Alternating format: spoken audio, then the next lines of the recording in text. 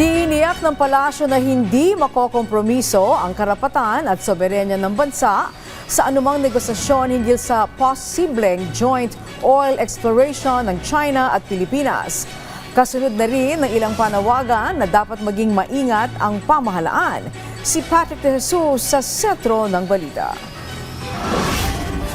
Tuloy-tuloy ang pagsipa ng presyo ng mga produktong petrolyo at iba't ibang paraan na rin ang ginagawa ng pamahalaan para matiyak na may sapat na supply ng krudo. Dahil pa rin yan sa hindi paghupa ng tensyon sa Middle East kung saan kontrolado ng Iran ang Strait of Hormuz na kritikal na daanan ng tanker ship at naghahatid ng malaking supply ng langis sa buong mundo.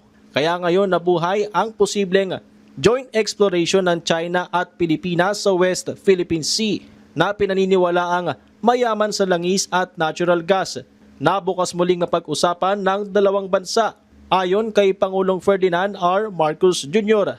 Matapos ang 3 taon itinigil noong 2022 sa ilalim ng Duterte administration ang negosasyon sa China.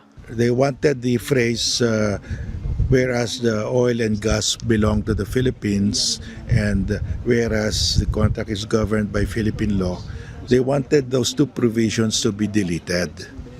So, that would mean that will violate the Constitution, and that means we are abandoning the arbitral award. So, Secretary Ted Boylocsin correctly terminated all the negotiations.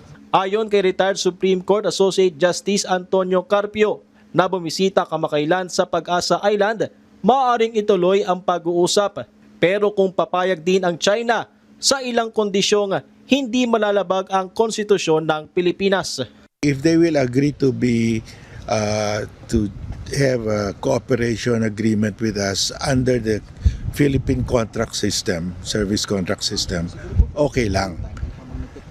The issue there really is they should acknowledge that the oil and gas fall within our exclusive economic zone. Yun ang issue doon.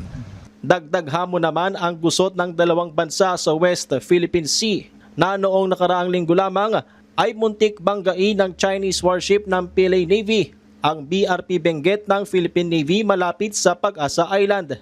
Any agreement, no, not just in petroleum, but any kind of agreement, presumes that relations are good, no? And there is trust and confidence between the parties that they will abide by them, no? If there is no trust and confidence in the first place, there is no reason to enter into an agreement. It's all right to explore options, okay?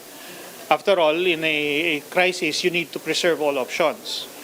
But you also need to be careful that you're not taken advantage of, no, through that crisis. Sa back-to-back 24th Foreign Ministry Consultation at 11th Bilateral Consultation Mechanism on South China Sea na idinaos noong March 27 hanggang 28 sa Fujian Province, China.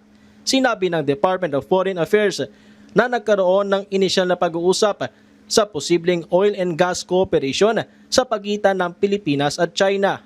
Tiniyak naman ng Malacanang na magiging maingat ang gobyerno sa anumang negosasyon sa paraang hindi makakompromiso ang karapatan at soberanya ng bansa.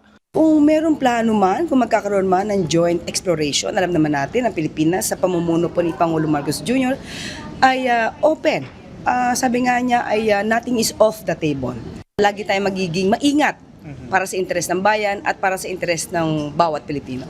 Iginiit din ng palasyo na lahat ng pakikipag-usap ng pamahalaan sa China ay may sinseridad pero walang magiging secret deal ang Pangulo. Patrick De Jesus para sa Pambansang TV sa Bagong Pilipinas.